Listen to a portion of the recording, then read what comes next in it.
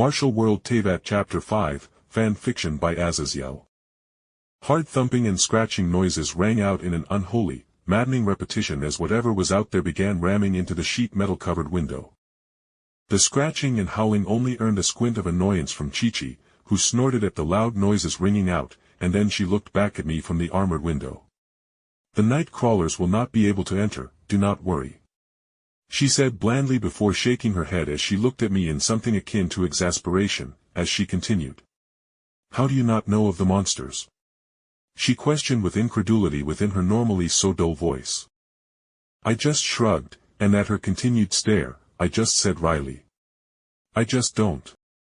And she sighed and literally facepalmed at my ignorance, apparently, before she took a breath to begin speaking. Normally, even children know of the never-born, monster kin, and the other subspecies of monsters. But here in Liyue, most monsters are of the spiritual variety, mostly ghosts like myself, but drenched in corruption and becoming wraiths or a grudge-bearer. She began to explain before looking towards the armored window that even now was still radiating the scratching noises of monsters trying to make their way within. Qiqi dipped her head towards the window and said blandly, "Outside beating at your window, according to the pressure of the blows on a plate, are the hellbats. Oversized bats with venomous fangs and claws that typically fly in swarms of thousands at a minimum, and they typically spend the day within the caves dotting the mountains of Liyue, and are one of our actual defense mechanisms, as no larger swarms of other monsters can cross the mountains at night without calling upon the hellbat swarms upon themselves." She explained and then shrugged with a tiny smile crossing her lips as she continued. "Of course. They are still monsters, so they are troublesome at best and will typically end up killing a couple of people once a month that doesn't get to cover or their protection gets broken into during the night." Qiqi finished explaining the hellbats seemingly and then visibly shifted in place with her purple eyes sharpening onto my form as she stated bluntly. "If you are to live within this world without whatever that was previously protecting you from the truth, I highly recommend you take up at least martial arts and gain Qiqi so you can defend yourself and most importantly, go to the library and learn about the dangers of the world." She finished, and like before, when she tired of conversation, she broke apart into motes of light to disappear without me getting another word in, leaving me alone in the room. To utterly fail at getting any fucking sleep. No, seriously. I want anyone to try to sleep knowing creepy crawlers were within their walls, and loudly scratching at your walls so they could devour you. To say the least, I didn't sleep well that night. But the following late morning, after dawn had come and the monsters outside had returned back to their caves, allowing me to get a few hours of rest before I groggily got up, cleaned up, and ate a light early lunch to get my day started.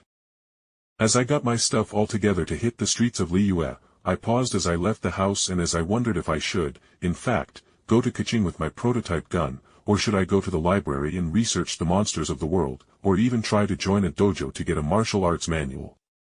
Damn it, there's too much to do right now, I muttered with a sigh as I realized it circled back to me, lacking resources. If I had a lot more wealth, I could hire teachers to teach me martial arts, along with settling up caravans and such, to start making factories outside of Liyue.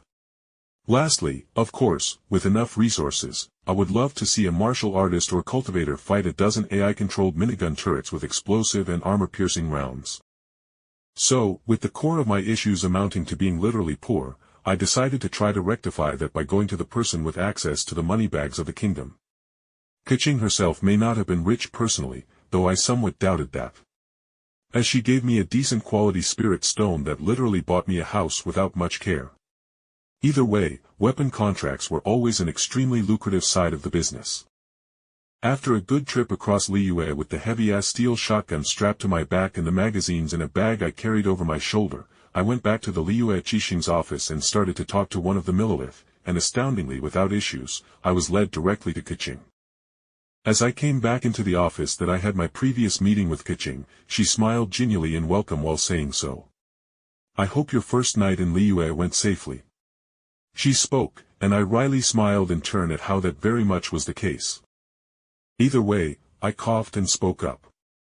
"I made sure to get shelter before night fell too deeply, and the hellbats came out. Either way, thank you for your concern, but as you advised me yesterday, I said before pulling the large A12 design shotgun on the table between us.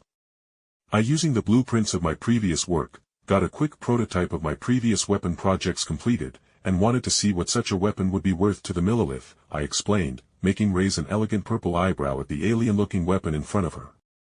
She folded her hands together and inclined her head towards the weapon and said evenly, "Then sell it to me, Jake."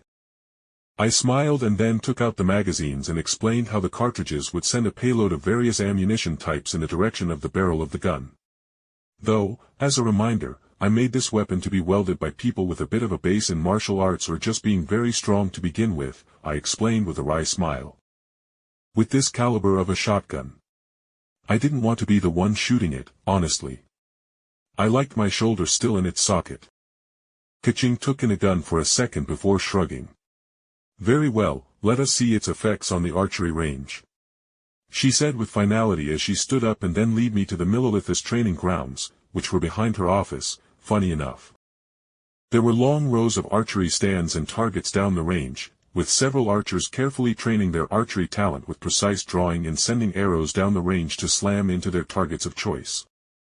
I coughed and then handed out to Qiqi a couple small wads of cloth I made out of some wax covered in a silk-like cloth as I announced, "This weapon system is terribly loud," I said frankly, and she shook her head with a small smile as she proudly stated, "I am capable of controlling my senses and protecting them from sonic attacks.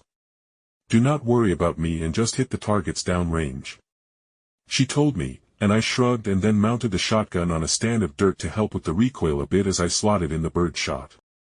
This ammo type is bird shot, which with each shot shooting several hundred small pellets of cheap iron downrange which makes it perfect for shredding through large crowds of lightly armored targets or flyers, I explained quickly, and then with a fucking ear-ringing explosive noise of a bang, a plume of thin smoke was shot out of the barrel of the gun as the 6-gauge bird shot sent its storm of tiny pellets downrange to pepper the target downrange that sent up a plume of dust as the pellets tore apart the straw and sand target. But as I shot the shotgun, even with it mounted slightly to help with the recoil a bit, and even the A12's recoil management system, the recoil fucking bucked up into my shoulder, my eyes winced at the pain at each shot as I emptied the 20-round drum magazines into the distance, and by the time I was halfway through, the target was falling apart with the sand leaking out of the many holes tore through its form. All was going well, even though my shoulder was sore as hell after showing off the more typical shells and slugs and other things. Until I got to the dragon breath rounds. So this round uses a special chemical reaction which allows the rounds to burn hotter than non-supernatural flames, I explained with a wide grin coming across my face as I stood up and with the shotgun placed against my shoulder I unloaded a stream of dragon's breath rounds down the range, sending the chunks of molten magnesium burning with blinding light across the field. I looked over to Qiqi with a grin at having enjoyed shooting the dragon's breath, and her face was twitching at the sight of all the targets on fire. But as she got control over her expression, she took a breath and was just about to answer, but instead a bunch of the archers came over and began asking about what the hell weapons we were testing, and I said the kicker. "Oh, this is a possible weapons system I am testing with Lady Qiqi to see if it can work for the Millilith and be ordered en masse," I said cunningly, and the men looked to Qiqi with all but shiny eyes as one called weakly, "Boss, those weapons don't use spiritual energy, and having a fire-creating weapon that doesn't need those cultivators to fuel the explosive seals and crap would be so damned good for night patrols outside the city," the brave archer reported, and Qiqi's eye twitched at how her subordinate gave higher value to my invention. But I raise a hand as I said frankly, "None of my materials use spiritual or magical materials, so they are rather cheap. And I already have a system to which to mass-produce a couple thousand rounds a day without issue on my own," I reported, and Qiqi rolled her eyes before she looked at the brave archer.